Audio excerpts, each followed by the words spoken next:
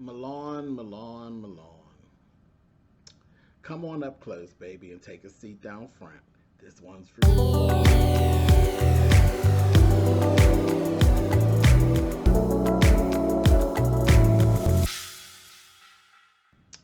Hey guys, thanks so much for clicking on the video. This is my review for Bad Boys Los Angeles. This is season 1, episode 5. As I said, this one is for Milan. Child, take the seat down front. You had a little problem this week. A little problem with what I believe to be some displaced anger. I think there was some displaced anger. I think you were mad at a situation and you knew that you couldn't give all of that you were given to the person that you wanted to give it to, so you just decided to give it to Carry On. That's the way I saw it. But we're going to talk about it. Anyway, first things first. Milan gets a box. And in the box, it is his toys, his sex toys. Now, here's my question. I know you had, he has the dildo that is actually made right off of him. It's a duplicate of his penis. And then he also has a mold that was done off of his behind as well. So then when they did the thing with the box, him and Anthony are talking. They're going back and forth. Anthony is over to throw a shade. He's throwing shade, but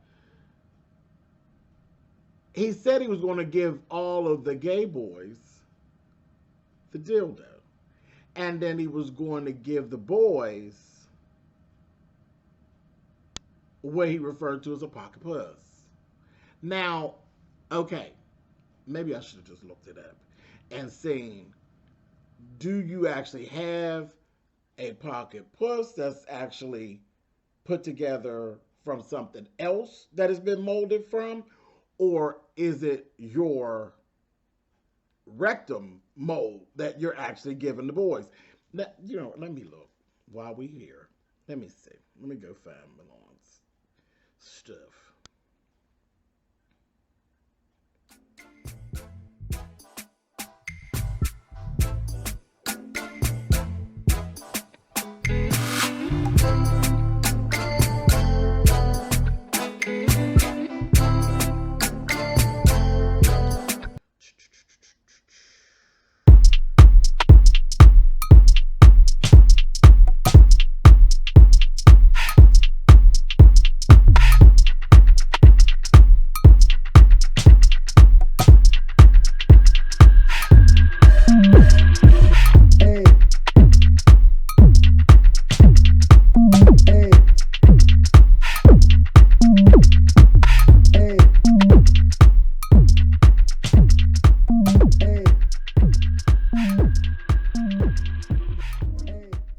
Okay, so it is a fleshlight. Here's a fleshlight. Let's see.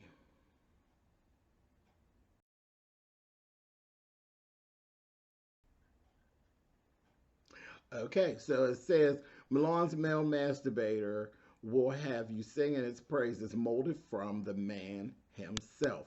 So, okay, so child, Milan, you a messy bitch.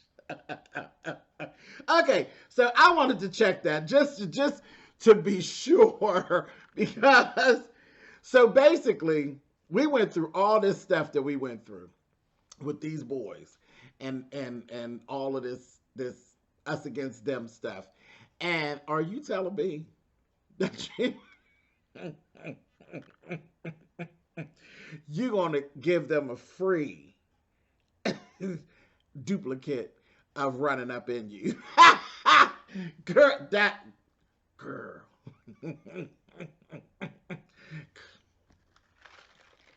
Now that, everybody, is what we call, or used to call back in my day, oh, nasty piece of sneak read, honey. Funny part is you done already told Moolah that you wanted him to bust off in you, so that so he already knows what's happening. Curtis, you just get a first lady the same damn dildo you give it the rest of them. But anyway, okay, all right. So that we got that whole thing going on. Here's the thing with Anthony and his shade throwing little self. Anthony is sitting there through this whole this whole interaction. Anthony, they're flashing back and forth to like confessionals and him being there talking, and Anthony's just throwing shade. Like he really didn't give a shit about what Malone was talking about or any of that. He's like, he really didn't care. And he was really kind of hating because I think he knew at the time this whole scene is actually a promotion for Malone's product, which is what we're all here for.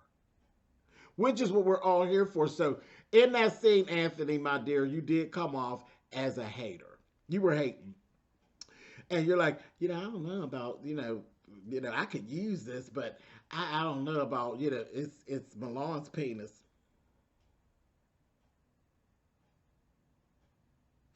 Under different settings, I got a feeling that you wouldn't mind Malone's penis under different settings if y'all wasn't in this whole competition form thing, because y'all stuck up underneath each other all the time.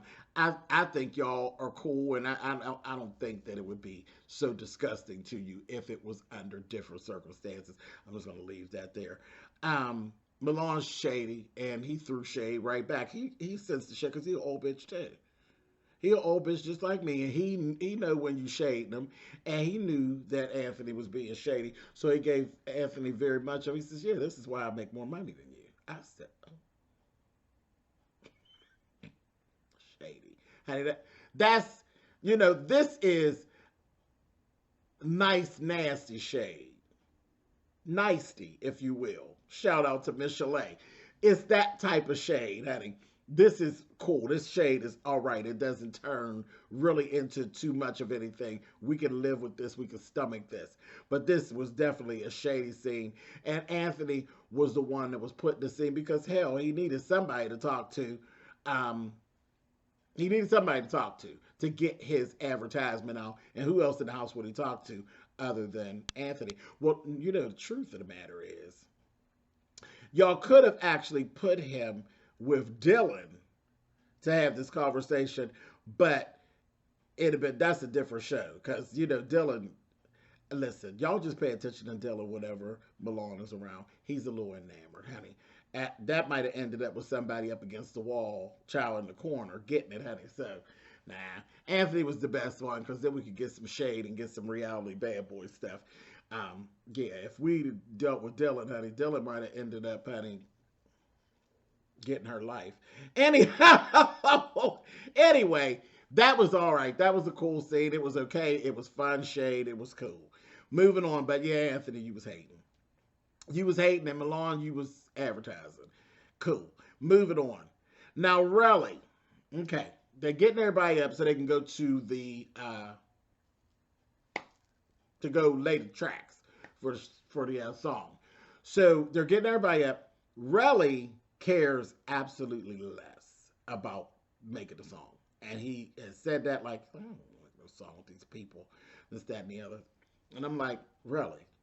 Like, seriously? And he carried on with this for the whole episode. He got on my nerves with this. I was like, really? This is, for you, it's a missed opportunity. I understand you saying that you're not interested in music. I understand that, really. But look at what it is that you do. Is it that you're not interested, or is it that you don't have confidence in it because it's not your wheelhouse? Let me tell you about your wheelhouse. Take a look around you while you're on social media, really. Most of those girls from RuPaul's Drag Race have songs. How many of them can actually sing? I'll wait.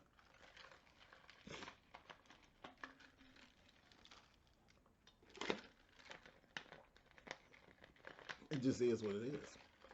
All drag queens love music. If you didn't love music, you wouldn't be a drag queen.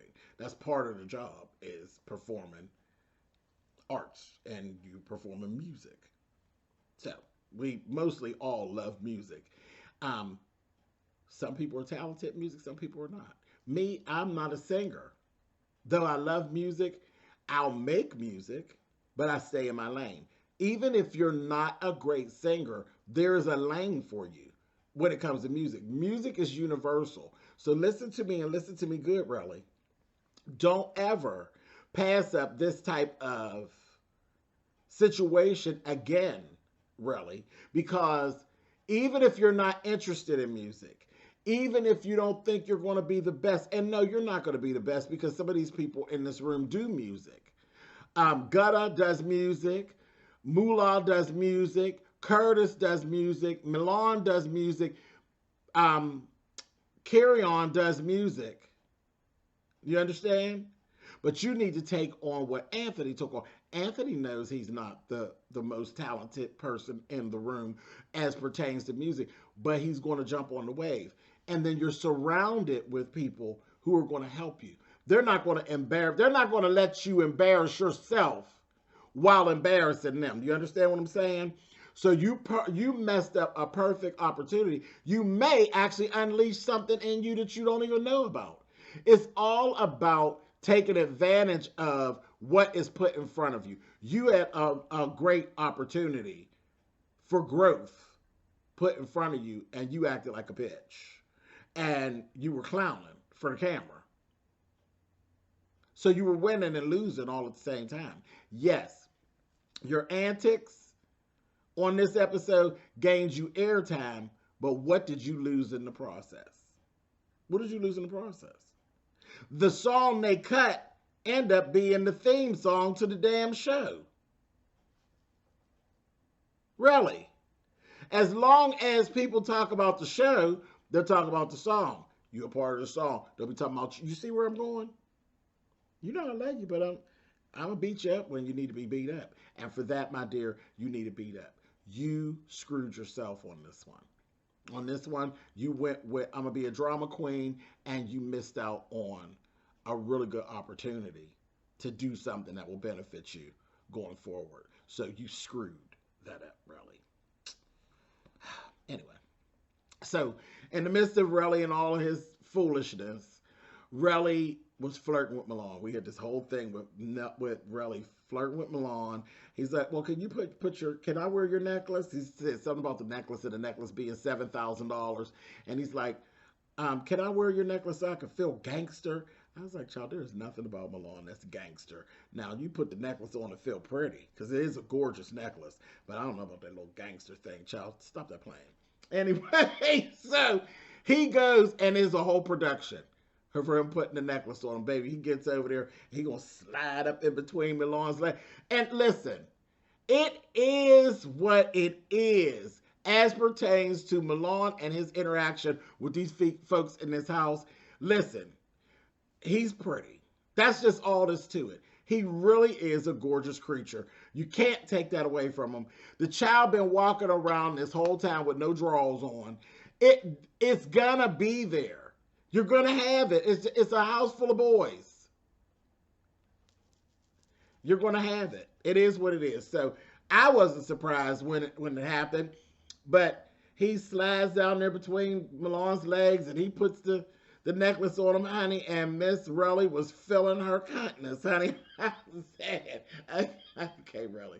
Gordon, make you feel like a real woman, honey. Relly was feeling himself, okay? I was cracking up. I said, Lord, go ahead, Relly, with yourself. And he was prancing around there. I said, okay, Relly. But, so that whole thing was going on. So, at a point, Gutta and Anthony come outside, and they are drilling him now. Like, what's going on with you and Milan? This, that, thing, and the other. And they were teasing him. He's like, well, no, I mean, I don't know. That damn Anthony's so shady. Anthony, he started going, he's sharing now how he's kind of bothered by Milan and how Milan always wants to be the belle of the ball. And he thinks that he's in charge of the house. Well, I mean, you all, We noticed it from sitting out here watching. He's second in command underneath Natalie. That's just the way it is. It's the way it's been. Um, Relly started laughing and gonna say, you know what?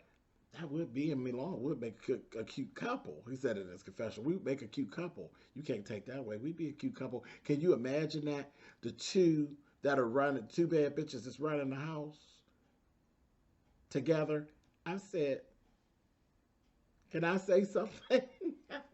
Shout out to my boy Jay. Can I say something?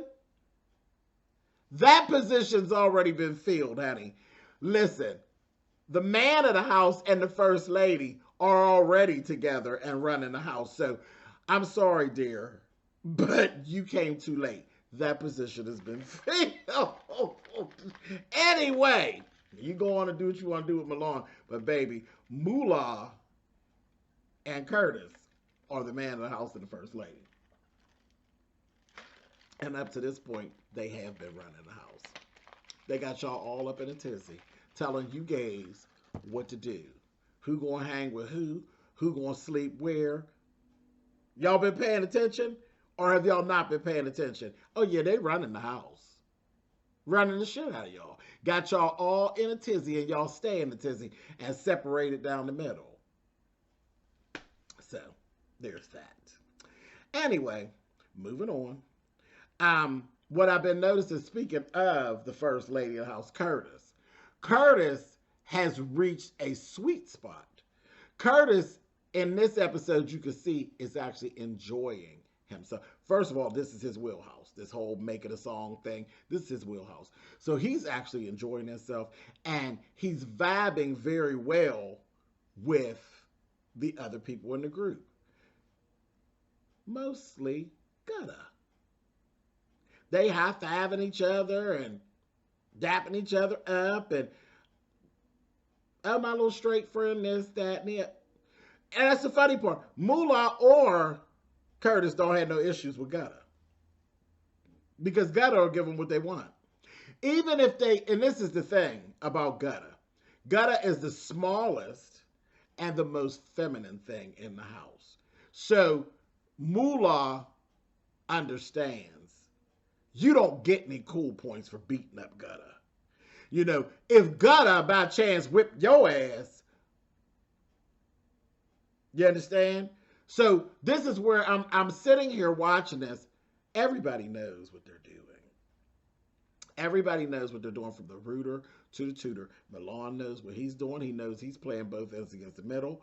Moolah knows what he's doing somewhat. He made some dumb decisions because he thinks he has it under wraps so much that he don't think that he'll screw up his brand. Listen, take a look at social media.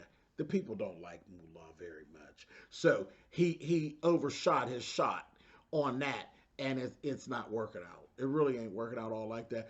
But yeah, social media be tearing Moolah up. He didn't come across looking good, but he thought he had it all together. Curtis just follows everybody around, so he know what he doing. But he's making himself miserable because he actually can get along with everybody. And he really do want to get along with everybody, but he don't want Moolah to flip on him. So if he has to choose, he'll choose Moolah as opposed to the gays, because in his eyes, Moolah is the winning team. Only for now. By the time we're done. Again, while y'all were recording, it seemed as though Moolah was kind of the winning team, but look at social media now. Look at how social media is receiving you all. Moolah is not the winning team. So, bad choice on your part, bub. But anyway, again, like I said, everybody knows what part they're playing. Everybody knows what they're doing. Anyway, where was I? Carry On. Carry On has fallen into the producer and the production role. The guy who they brought there as an engineer was a friend of Milan's, okay? So he comes and all of that, and he was a really nice guy, really good at what he was doing. I mean, he was dead on it. You could tell he's dead on it. And Carry On was, again, sitting in the production seat. He was at the board with the guy, and he fell right into the production scene. You knew right away. Carry On knew something about what he was doing, but they used Pro Tools at that studio. He wasn't up on Pro Tools, but he said I could just look at a YouTube thing, and I'll be able to bring myself up to speed to do a little what we need done. Because part of the way through the session, they ended up, the guy had to go. He had to leave. Now, this was nothing but Zeus setting up a scene for us to create the drama for them to do what it is they do. We could see that.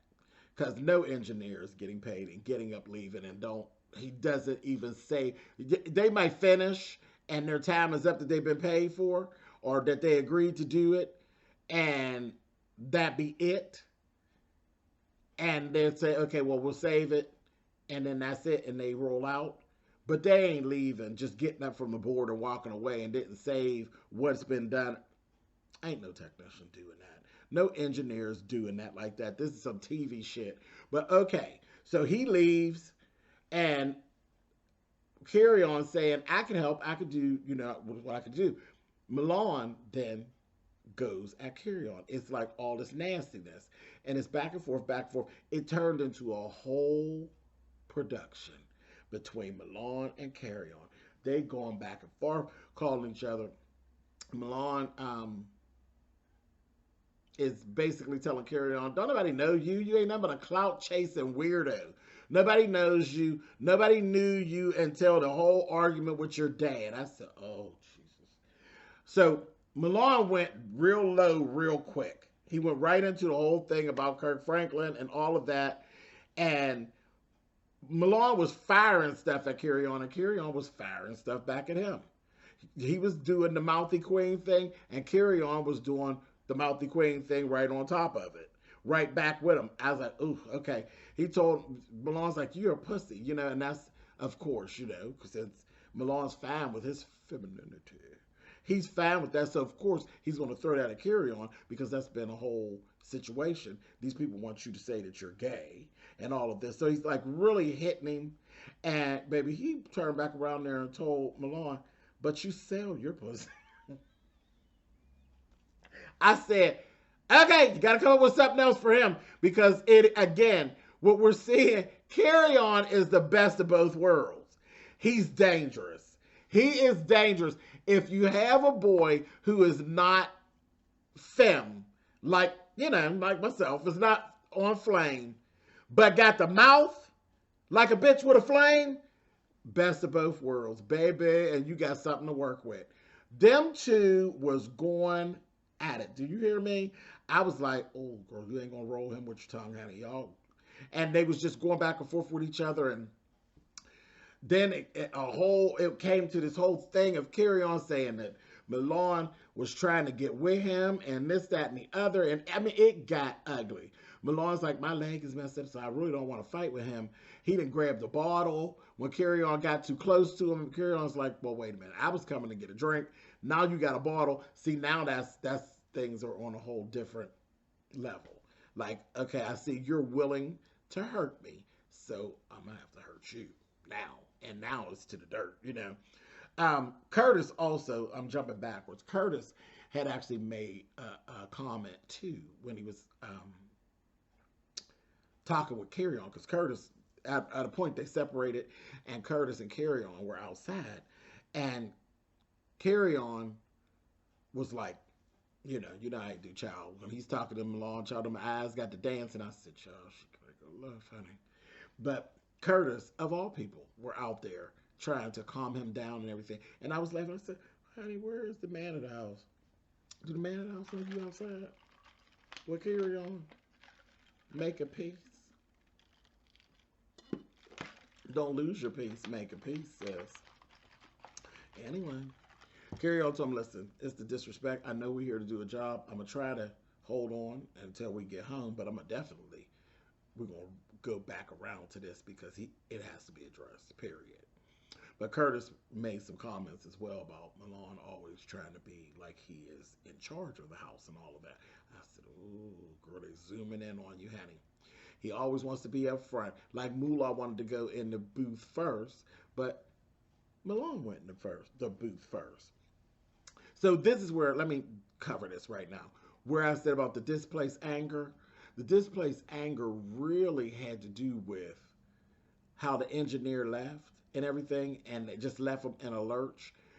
Your anger was really with the engineer, with your friend, the engineer, how he kind of left you in that lurch and things weren't done. And I think you were a little embarrassed because, again, you are always like, you got it going on. You got all these connections. Oh, I'll call some people. Oh, I could call my friend. Oh, I could do this, that, and the other. And now y'all are in a situation, and the situation actually came from one of your connections that you brought in. You brought us here.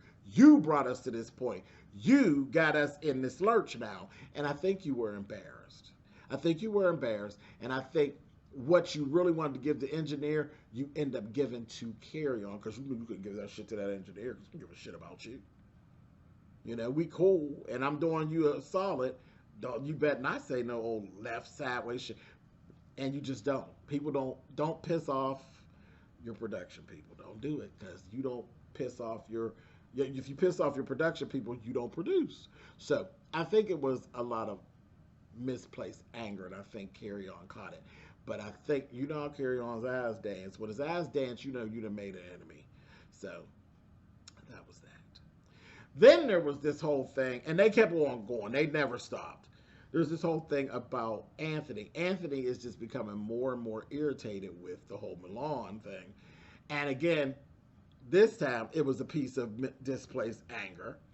Anthony mad basically with Milan because the designer, they're supposed to do this fashion show too later on that day. The designer had actually told Anthony, and it was like some top secret stuff about them doing the fashion show, yet the designer had actually contacted Milan as well. And Milan already knew about the fashion show. So Anthony was pissed earlier in the day, and it just carried over. He's pissed. He's in his spirit about that. So I think, Anthony, you kind of you let that fall into what you were already feeling from Milan, but the issue was really with the designer, because the designer is the old shady bitch, and she done told, she just old queen, honey.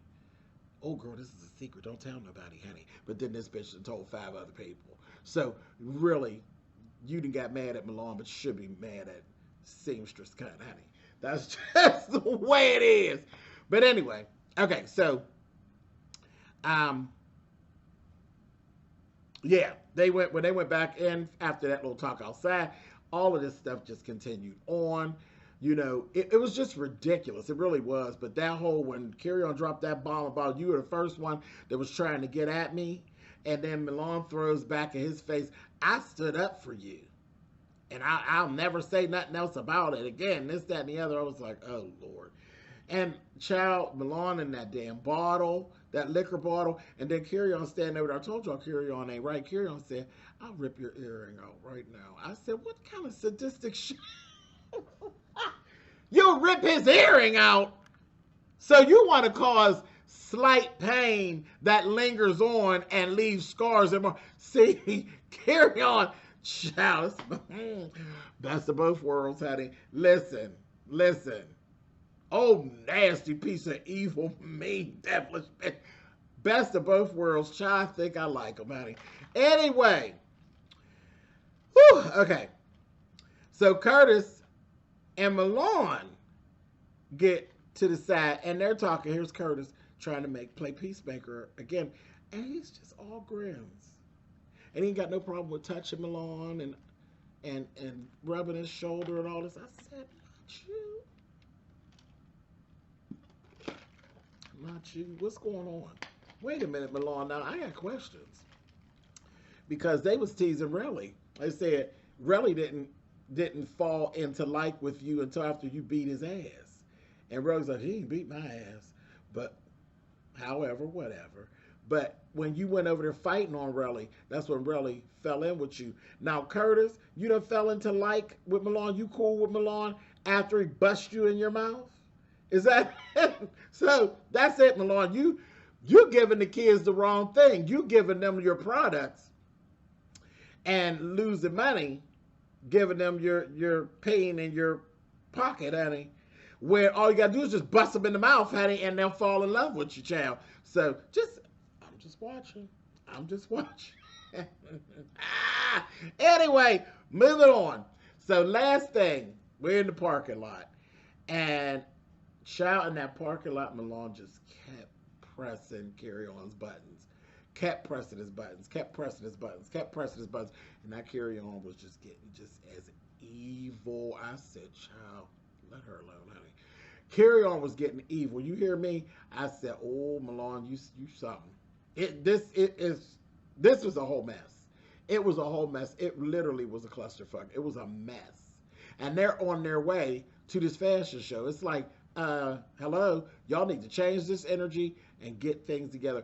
Last thing we see, Carry On's like, I'm not even riding in the bus. I'm gonna ride in the Bronco. I'm not riding in the bus. Because they probably start fighting on the bus. You know, because Carry On gonna get Milan, or Milan gonna get Carry On. Somebody gonna get gat. Period. And I'm gonna be here watching. I'll see y'all next week. Later.